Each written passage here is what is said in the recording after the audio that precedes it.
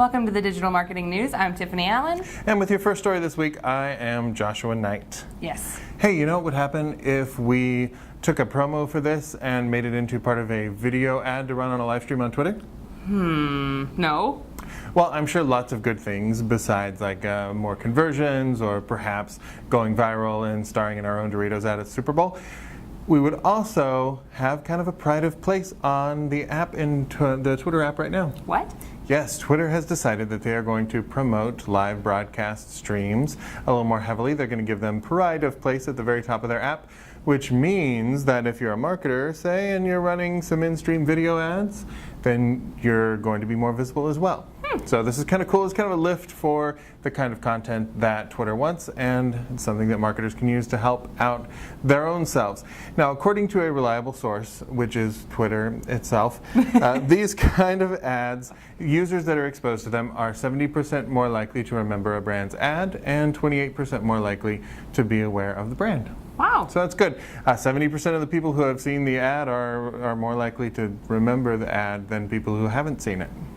Yes, that would make sense based on how seeing things works. Right. So if you don't want people imagining that they saw your ad when they didn't, that seems like something we could explore. Fair enough. Yeah. I have other Twitter news. Oh my. I know. Is it going to be Twitter news that upsets me in any way? Probably not. Let's find out together. All right, let's give it a shot. So following up on a couple of stories we've had over the past couple of weeks, Twitter is making changes to timelines, like this one we just did and others.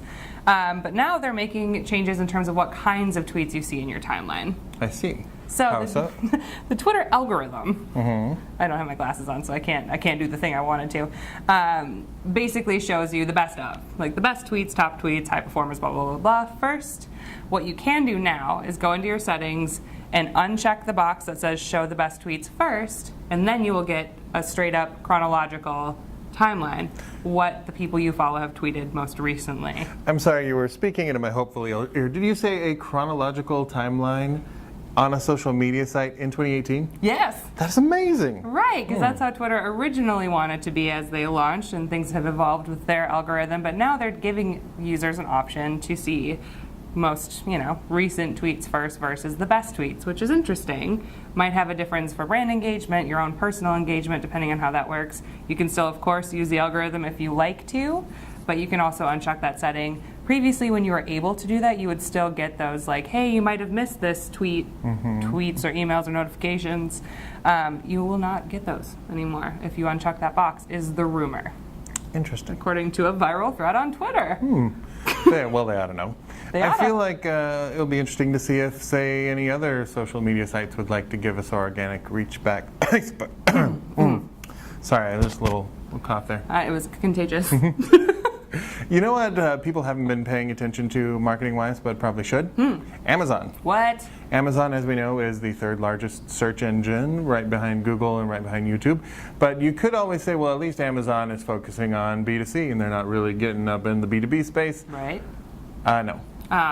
There is nerds. Amazon for Business as a B2B marketplace where people can hook up with over 100,000 independent sellers who are selling business-to-business kind of merchandise.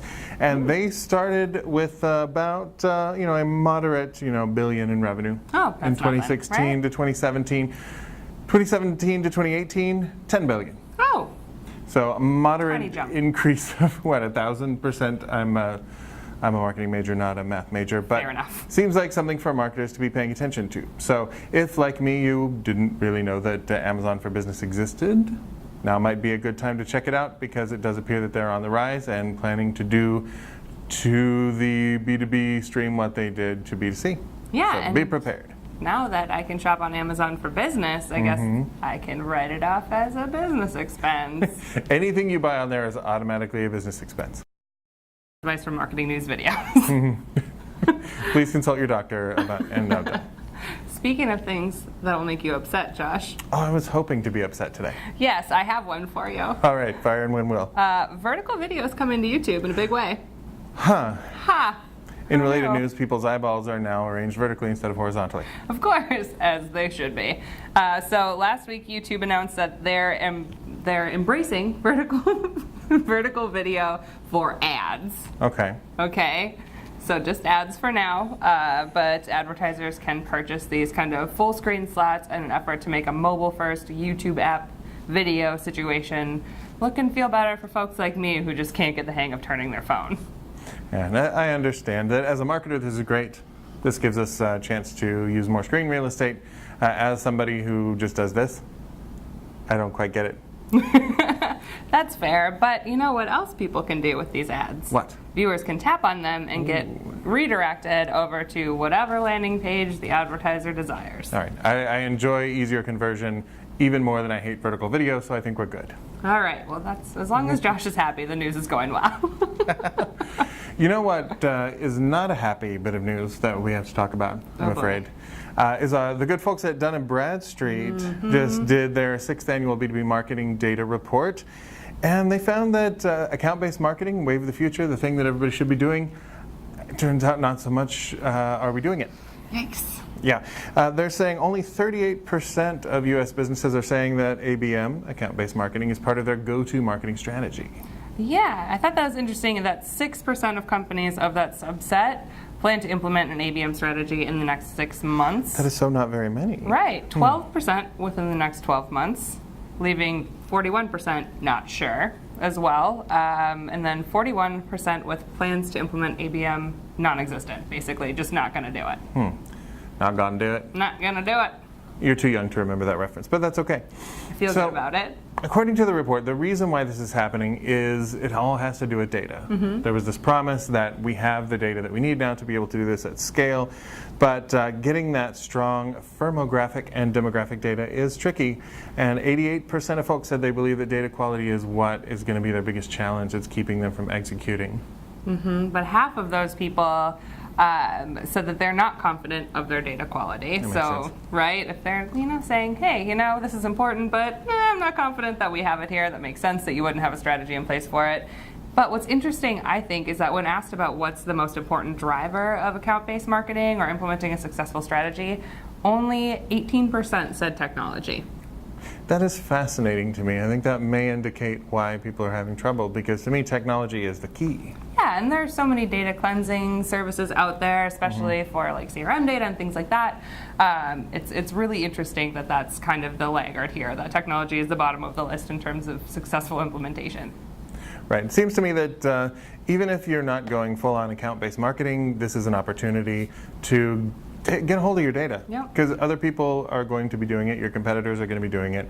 This is the way that marketing is moving. So even if it's not specifically account-based, your targeting segmentation are going to be better if your data is clean. It's true. Yeah. Well, that's all the marketing news we have for you this week. We'll be back next week with more marketing news. If you need more in the meantime, you can follow me on Twitter at Tiffani_Allen or TopRank at TopRank. Yep, and you can find me on Twitter at Nitewrites. That's NITEWRITES. Please do check out the TopRank blog and also subscribe to our YouTube channel. And if you're enjoying these videos on YouTube, please make sure to ding the notification bell so you'll get a notification every time we do cool content. And we'll see you next week. Thanks for tuning in. Bye.